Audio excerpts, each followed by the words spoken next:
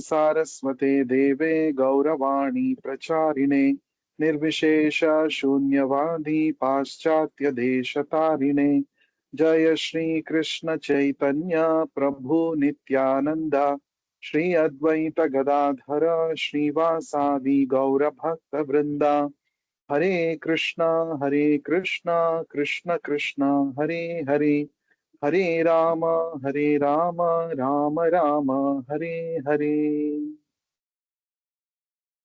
Jai Shri Ram, and very happy to see all of you again today for the session.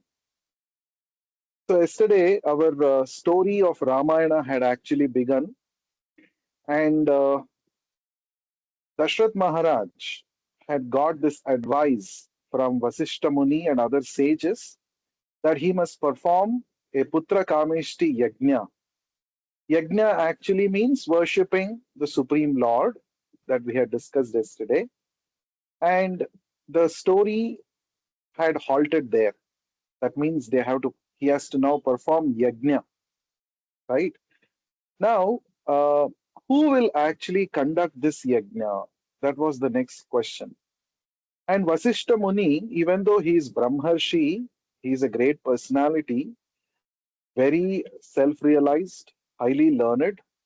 But he said, actually, there is one person who is very qualified who can perform this Putra Kameshti Yajna. And surely, if he performs this Yajna by the power of his purity, the result that you are looking for, oh Dashratha, will surely bear fruit. The Yajna will surely bear fruit. This is what Vasishtha Muni said. And he said, that personality is none other than a great saint, a great sage, and his name was Rishyashrunga. He said, Rishyashrunga is the one who is actually capable, qualified to perform your yajna. And if you can bring him to your kingdom and make him perform the Putra Kamishti Yajna, your yajna will be successful. Now you see, time and again, Ramayana is teaching us that having humility is so important. You may be a great emperor like Dasharatha, that's okay, but you must be ready to go and meet a saintly person who is apparently materially poor. He's not he's not living in a big palace, he's not some rich man. He's a saintly person, a sage living in the forest.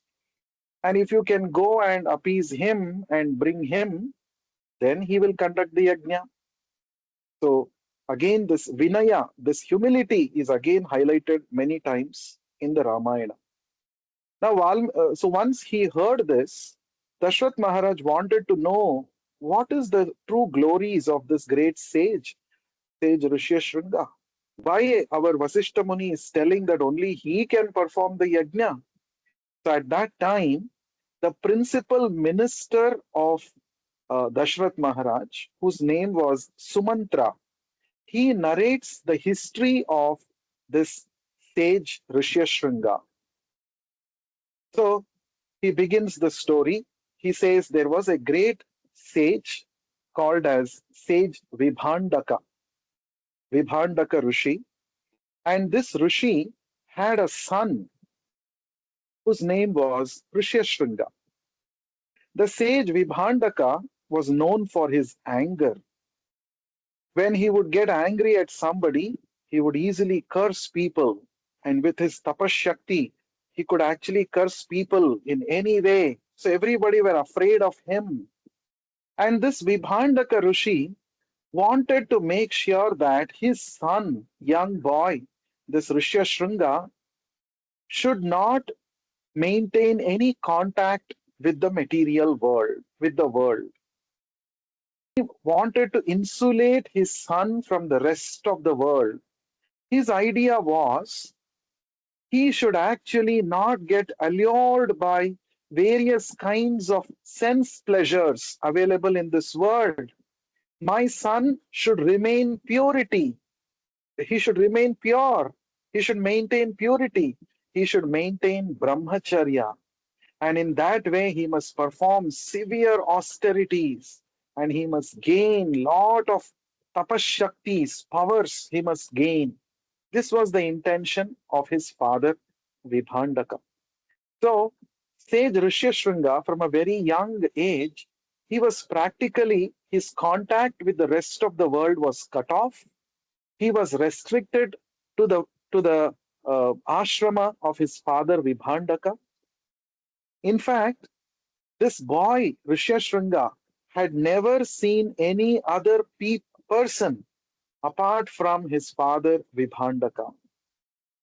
He might have seen one or two other sages in the ashram, but as far as women were concerned, he never saw any woman from the beginning of his life. And this was done wantingly by his father Vibhandaka. He wanted his son to practically be cut off from all kinds of people, especially women, right? So at the same time, in the Anga Desha is one of the uh, city states of ancient India, just like Kausala Rajya was ruled by Dashrath Maharaj, and the capital city of Kausala was Ayodhya. Neighboring to this Kausala Rajya was another Rajya called as Angarajya. So the king of Angarajya was Maharaj Romapada. Now their kingdom faced a severe drought. There was no rain from a long period of time. There was famine. There was no rain. There were no crops grown. People were suffering out of hunger. People were dying out of starvation. And this Romapada king, he wanted a solution for this. So he consulted some saintly people and they told him that if a pure souled person, a person who is very pure in his character, if he enters your kingdom, then he can bring rain by his power of his brahmacharya. This was the instruction given to Romapada. And then they suggested such a person does exist, and he is the son of Vibhandaka, that is Rishyashringa. If you can somehow bring Rishyashringa to your kingdom, then he will ensure that there will be rains in your kingdom.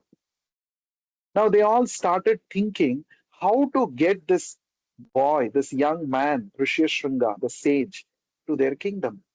Because if they go directly and ask that Vibhandaka Rishi, the father, will become angry and he may curse the king, he may curse the people who go and ask him.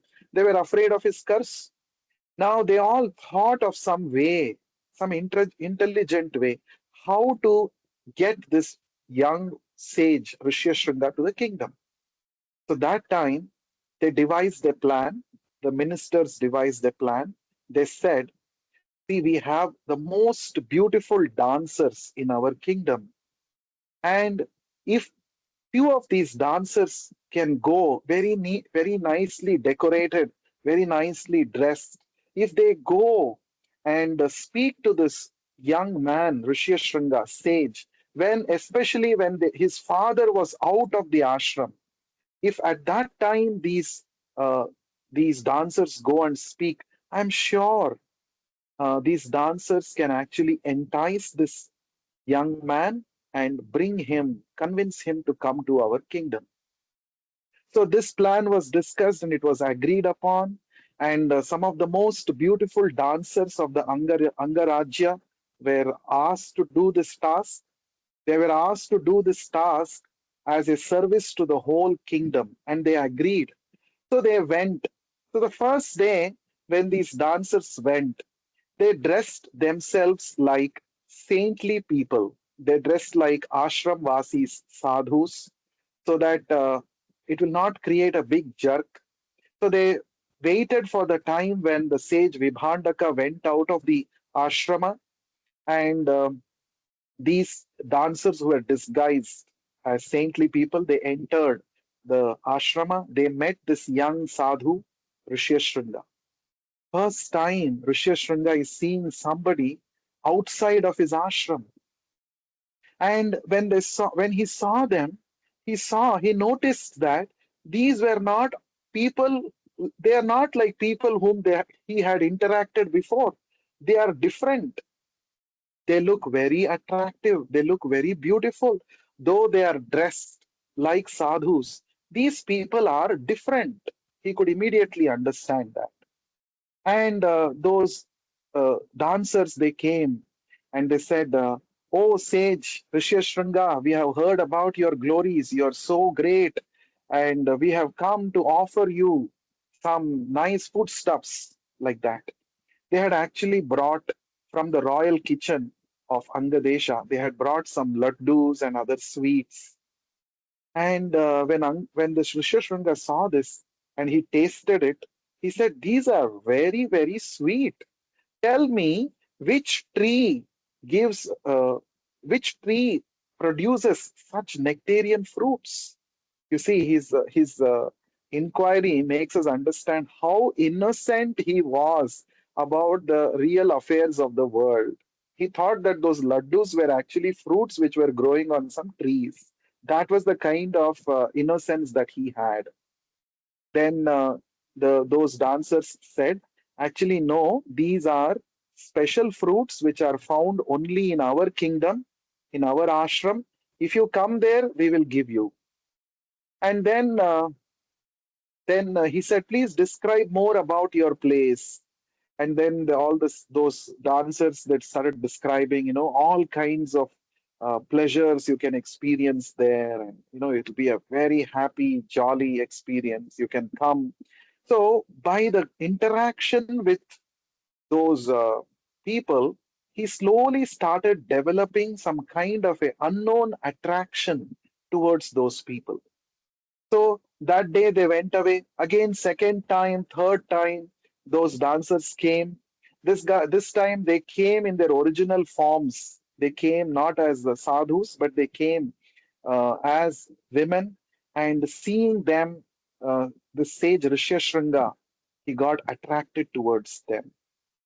And finally, they were they were successful in attracting this young man, Rishyashringa, to the kingdom of Angadesha.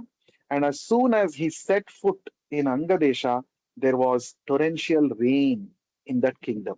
And in this way, the problem faced by the residents of Angadesha was solved because of the power of brahmacharya of this young man, Rishyashringa. Now, from this incident, there are some interesting learnings that we can derive. Now, the first lesson is, you see, the father of Rishyashringa wanted to forcefully keep his son within the four walls of the ashram, and so that he will not get polluted with material consciousness. He didn't want him to mix with anybody. But as soon as he saw the young ladies, the dancers, immediately there was lust in his heart, which actually came out, and he got attracted to those dancers. From this, what do we understand? Simply mechanically trying to keep ourselves away from so-called Maya Moh will not work. Physically, you may get disconnected from the so-called bad things of this world or so-called allurements of this world. But when an opportunity comes, immediately our mind will pounce upon the opportunity to enjoy in a material way. So physically distancing ourselves is not the solution.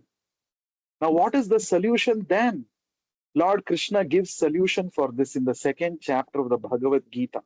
He says, Vishaya vinivartante niraharasya dehinaha rasavarjam rasopyasya param drishtva nivartate.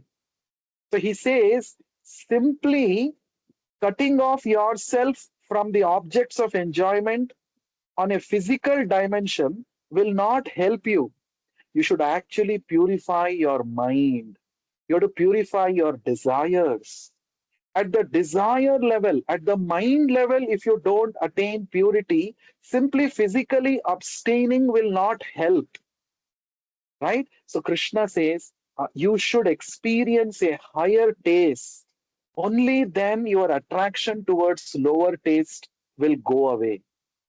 Until you experience a higher taste, it is not possible simply by physical abstinence to conquer your weaknesses, your weak desires. This is what Lord Krishna explains. Now, how to experience this higher taste, I will tell you in a while. Now, before that, some more learnings. So, desire level, we should get purified. We have to purify our desire, our mind. That is more important. That is why the scriptures say, Mana eva manushyanam karanam bandhamokshayoho. The mind is the cause of one's freedom. The same mind is the cause of one's bondage. That mind which is fixed on temporary pleasures causes bondage, whereas that mind which is fixed on the higher taste, which is fixed on something sublime, something higher, that causes freedom. Right? Another lesson that we can learn from this episode of Sage Rishyashringa is that it is when somebody has achieved some power, it should not be restricted for one's own development, but one's abilities, one's talents should be utilized for the welfare of the whole world. This is a very important thing. Vibhandaka Rishi was trying to engage Rishyashringa within the four walls of the ashram, but actually, Romapada Maharaj, he actually used the power of tapasya and brahmacharya of this sage Rishyashringa for the welfare of the whole world, for the whole kingdom, by bringing rains, right? So we should use our abilities and talents for the betterment of others. We should not think, I will enjoy my powers. That is not at all correct. So, time and again, the selflessness, this paropakarartha midham shariram, this concept is brought about again and again in Valmiki Ramayana, that we will see in the few more episodes also. This comes out. We should use our abilities for paropakara, for the welfare of others. Now, coming back to the higher taste, how can we experience higher taste? Only when the mind desires are purified. How to purify the desires? Just like we take bath every day, it purifies our body. When we take bath, when we apply soap, it purifies our body, removes the dirt, removes the contamination accumulated on our body. What about the contamination that is accumulating in our mind? Day in and day out, we see so many videos on the social media. We read so much content. We are feeding this into our system. How to purify our desires? How to purify our mind? The purification happens when we take an internal bath. Just like we take bath for the body, that is external bath. Now, internal bath is possible by the process of connecting ourselves with the Lord. How to connect ourselves with the Lord? In the Kali Yuga, the Lord has appeared in a very special form. Kali Kale Krishna Nama Rupa Avatar. In Kali Yuga, Rama, Krishna, they have appeared and they have made easily accessible to all of us themselves through their holy name. Simply by constantly chanting the holy names of the Lord, our mind, our desires can become purified. We can achieve a higher taste. When we achieve a higher taste, the lower taste temptations cannot entice us, cannot affect us. That is the whole process. Until we gain victory over our mind, we are not really victorious in our life. We cannot be truly happy and peaceful because there are so many enticements, so many things waiting to capture our attention. So, therefore, let us all chant the holy name of Lord Krishna, the holy name of Lord Rama, by which we can become pure in our thoughts, desires, and our mind. So I request all of you to please chant the Hare Krishna Mahamantra along with me. We will be chanting for 11 times. It is not to be chanted within your mind, but you should chant a little loud so that you can hear your own voice and hear attentively as you chant the words. Let us do it together. Hare Krishna, Krishna Krishna, Hare Hare, Hare Rama, Rama Rama, Hare Hare. Hare Krishna, Krishna Krishna, Hare Hare, Hare Rama, Rama Rama, Hare Hare. Hare Krishna, Krishna Krishna, Hare Hare, Hare Rama, Rama Rama, Hare Hare. Hare Krishna, Krishna Krishna, Hare Hare, Hare Rama, Rama Rama, Hare Hare. Hare Krishna, Krishna Krishna, Hare Hare, Hare Rama, Rama Rama, Hare Hare. Hare Krishna, Krishna Krishna, Hare Hare. Hare Rama, Rama Rama, Hare Hare. Hare Krishna, Krishna Krishna, Hare Hare. Hare Rama, Rama Rama, Hare Hare. Hare Krishna, Krishna Krishna, Hare Hare. Hare Rama, Rama Rama, Hare Hare. Hare Krishna, Krishna Krishna, Hare Hare. Hare Rama, Rama Rama, Hare Hare. Hare Krishna, Krishna Krishna, Hare Hare. Hare Rama, Rama Rama, Hare Hare. Hare Krishna, Krishna Krishna, Hare Hare. Hare Rama, Rama Rama, Hare Hare. Thank you so much for your valuable time. I hope that you are enjoying these sessions, and I hope that you are getting to explore various dimensions of Ramayana